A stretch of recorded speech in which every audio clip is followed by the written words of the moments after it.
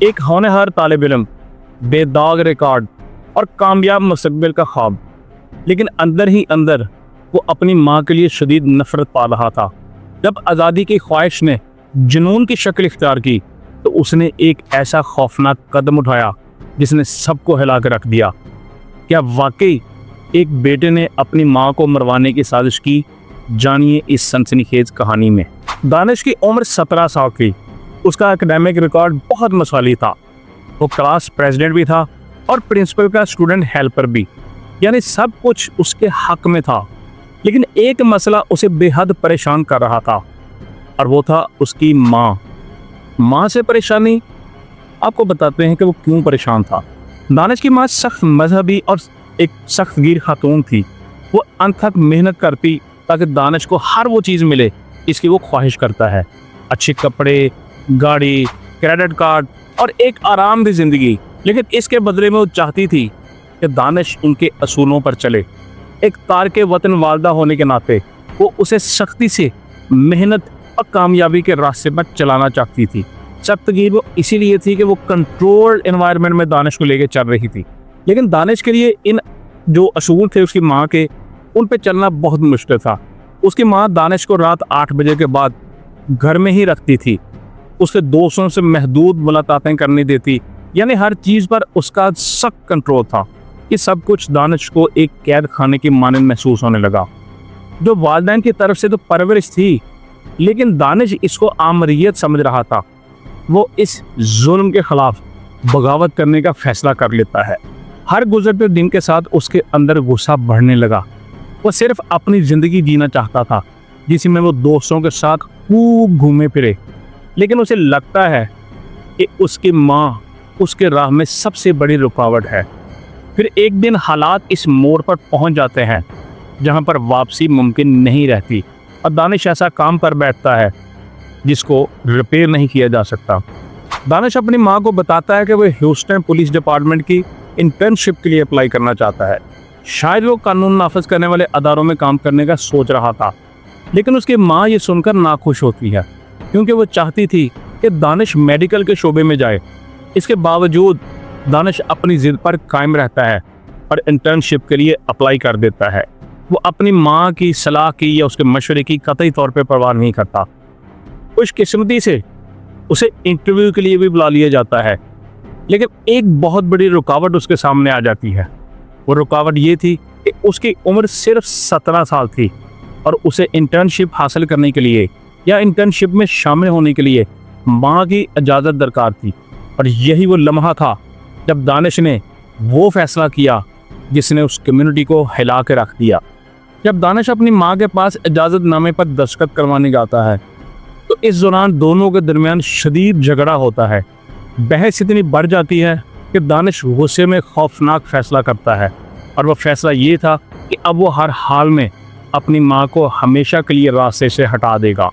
उसने मंसूबा तो बना लिया, लेकिन उसके रास्ते में एक बड़ी रुकावट थी। दानिश एक आम जो स्टूडेंट होते हैं हाई स्कूल का, वो एक स्टूडेंट था। यानी उसके किसी जो हिटमैन थे या कातिल थे, ना कोई उससे राब्ता था, ना ही उसको मालूम था कि क्या तरीक़ाकार है जिसके ज़रिए वो ये काम करवा सकता है। फिर अचानक उसे अपने स्कूल में एक हिस्पानवी क्लास के लड़के का ख्याल आता है कि मेरा ये काम वो लड़का कर सकता है। उस लड़के का नाम नूर था, जो मनशियात फ़रोख्त करता और एक गैंग के साथ जुड़ा हुआ था। नूर की शख्सियत काफ़ी मशकूक समझी जाती थी और दानिश सोचता है कि शायद नूर इस काम के लिए तैयार हो जाए। दानिश नूर के पास जाता है और उसकी क्लास में सरगोशी के अंदाज में कहता है, क्या तुम मेरी माँ को कत्ल कर सकते हो? नूर पहले तो हैरान होकर इनकार कर देता है, लेकिन दानिश जिद नहीं छोड़ता। वो बार बार उसे कायल करने की कोशिश करता है, यहाँ तक कि वो नूर को ये झूठ भी बोल देता है कि ये माँ जिसको वो मारने का कह रहा है दर हकीकत उसकी हकीकी माँ नहीं है, बल्कि इस औरत ने उसके असल वालिदैन को मरवा दिया। दानिश के झूठ और कहानियों का नूर पर असर होने लगा। लेकिन इसके साथ साथ दानिश ने एक और गेम खेली। उसने नूर को पेशकश की कि अगर वो उसका काम कर देगा तो वो उसको $5000 अदा करेगा। इस ऑफ़र पर नूर की आंखों में चमक आ जाती है और वो कहता है कि ठीक है, वो ये काम कर देगा। फिर एक दिन सुबह का वक्त था। दानिश और नूर स्कूल पहुंचे, लेकिन मंसूबे के तहत वो दोनों स्कूल से जल्द ही निकल गए। दानिश उसे अपने अपार्टमेंट ले गया, कार की डिग्गी खोली और नूर को नीले रंग के दस्ताने दिए और साथ ही साथ एक तेजदार चाकू भी थमा दिया। अब सब कुछ तैयार था। ये तैयारी दानिश की माँ के खिलाफ थी।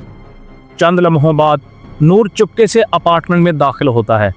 दानिश की माँ अपने कामों में मसरूफ थी और शायद नूर की मौजूदगी का उनको एहसास ही नहीं हो सका कि अचानक नूर पीछे से उन पर हमला कर देता है और चाकू से पैर दर पैर वार करने लगता है। दानिश की माँ पूरी ताकत से मुज़ाहमत करती है, लेकिन बेसूद, क्योंकि नूर उनसे ज़्यादा मजबूत था। वो उन्हें बेरहमी से 48 बार चाकू घोंपता है, 48 बार, जिससे उनकी रूह परवाज कर जाती है। इस दौरान चाकू फिसलकर नूर के अंगूठी को जख्मी कर देता है।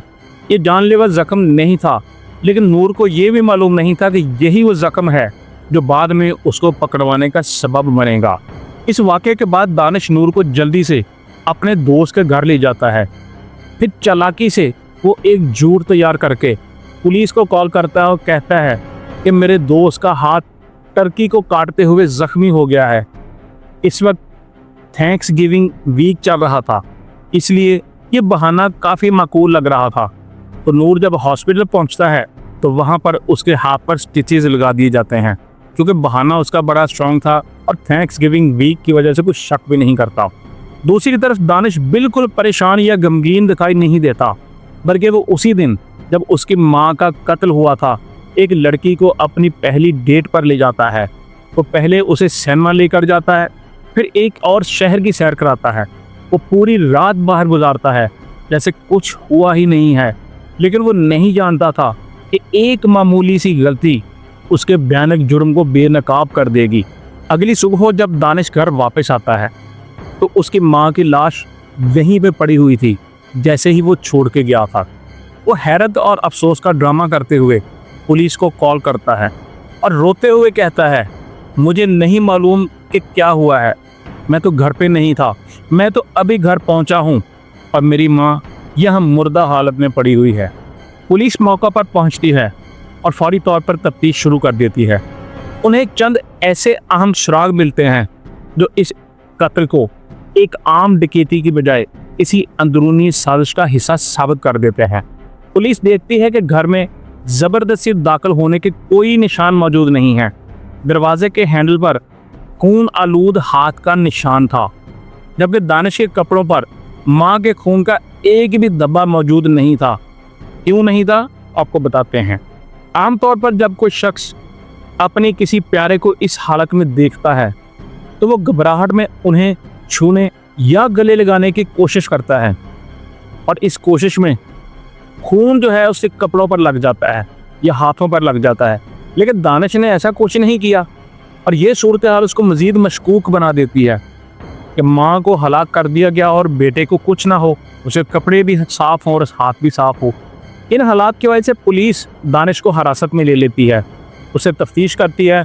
पुलिस को की जाने वाली कॉल भी मशकूक लग रही थी, क्योंकि अमूमन जब कोई बेगुनाह होता है तो वो सीधा मदद मांगता है, लेकिन मुजरम अक्सर बिना पूछे बता देता है कि मैं कहाँ था। जैसे इसने कहा कि मैं तो सारी रात कहीं और था, मैं तो अभी घर आया हूँ तो मैंने अपनी माँ को मरा हुआ देखा था। पुलिस ने तो ये पूछा ही नहीं था अभी उससे। पुलिस को इस पर शक ज़रूर होता है, लेकिन दरवाजे पर मिले खून के निशान का डीएनए दानिश से मैच नहीं करता। इस वजह से पुलिस उसे छोड़ देती है। पुलिस ने उसका खून फौरी डीएनए टेस्ट के लिए भिजवा दिया था ताकि कत्ल का जो सुराग है वो लगाया जा सके। कुछ दिन बाद पुलिस हाई स्कूल जाती है और वहां पहुंचकर नूर को क्लास से बाहर निकालकर गिरफ्तार कर लेती है। लेकिन हैरत अंगेज तौर पर नूर को कत्ल के इल्ज़ाम में नहीं बल्कि मनशियात रखने के जुर्म में गिरफ्तार किया जाता है। नूर घबरा जाता है और समझता है कि पुलिस को सब कुछ मालूम हो चुका है कि यही है जिसने दानिश की वालदा को ऊपर पहुंचाया। जब पुलिस नूर को ले जा रही थी तो वो परेशानी में अपने दोस्तों से चिल्ला चिल्ला कर कहता है, दानिश से कहो मुझे फ़ौरन कॉल करे, मैं जेल जा रहा हूँ। नूर की ये बात सुनकर पुलिस का शक और गहरा हो जाता है। वो जब नूर को तफ्तीश के लिए ले जाते हैं तो उसकी बॉडी का मुकम्मल जायजा लेते हैं तो देखते हैं कि नूर ने सिर्फ एक हाथ में दस्ताना पहना हुआ है। पुलिस वाला उससे कहता है कि अपना दस्ताना उतारो। जब वो दस्ताना उतारता है तो उसके हाथ पर वही जख्म दिखाई देता है जो दानिश की मां के कत्ल के दौरान चाकू से उसके हाथ पे लगा था। पुलिस वाला नूर से पूछता है कि ये जख्म कैसे लगा, तो नूर कहता है कि टर्की को काटते हुए उसके हाथ पर चाकू लग गया था। पुलिस उस पर यकीन नहीं करती और फौरन उसका डीएनए टेस्ट करवाती है।